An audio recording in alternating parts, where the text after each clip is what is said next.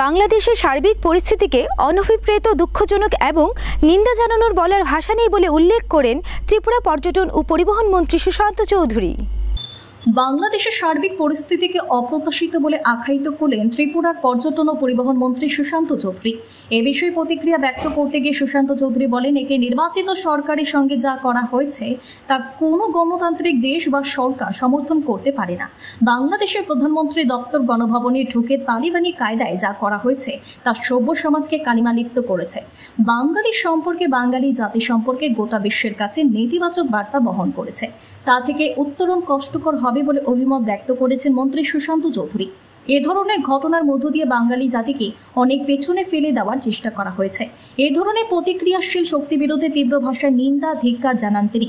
মন্ত্রী সুশান্ত চৌধুরী বলেন, ভারত সরকার ও দেশের প্রধানমন্ত্রী এবং রাজ্যের মুখ্যমন্ত্রী চান বাংলাদেশ আমাদের পার্শ্ববর্তী রাষ্ট্র হলেও উভয় রাষ্ট্রের মধ্যে সুসম্পর্ক বজায় থাকুক। বাংলাদেশকে আমরা একটি পৃথক দেশ হিসেবে ভাবি না, মরা ভাবি বাংলাদেশ আমাদের ভাই, আমাদের সংস্কৃতি আমাদের প্রাণ। কারণ বাংলাদেশের ভাষা, সংস্কৃতি, খাদ্য, পোশাক আমাদের সঙ্গে এক ও অভিন্ন। কাঁটাতারের বেড়া আমাদের ভিন্ন করলেও মনের দিক দিয়ে আমরা আলাদা নই। বিদেশি শক্তি মিলে ভারতের সঙ্গে বাংলাদেশের সম্পর্ক নষ্ট করা চক্রান্ত করেছে বলে মন্তব্য করেন রাজ্যের পরিবহন ও পর্যটন দপ্তরের মন্ত্রী সুশান্ত চৌধুরী।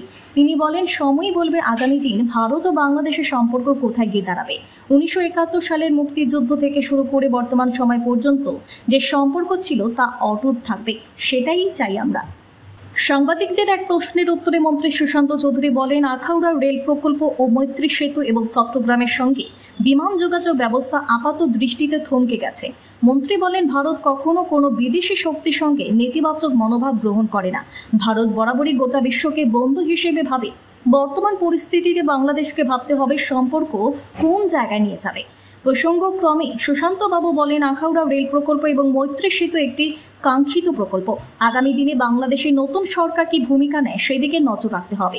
মন্ত্রী শ্রী চৌধুরী বলেন, আমরা আশা করি নতুন সরকার বিগত দিনের সরকারের অসমাপ্ত কাজ ও প্রকল্পগুলি বাস্তবায়নে উদ্যোগ গ্রহণ করবে। এই অনভিপ্রেত, দুঃখজনক, বলার ভাষা নেই যে ঘটনা জনগণের দ্বারা নির্বাচিত একটা সরকারের সঙ্গে করা হয়েছে প্রতিক্রিয়াশীল শক্তির দ্বারা। ভারত সরকার বা কোনো গণতান্ত্রিক সরকার সেটাকে সমর্থন করতে পারে না। আমরাও সেটাকে নিন্দা জানাচ্ছি, ধিক্কার জানাচ্ছি।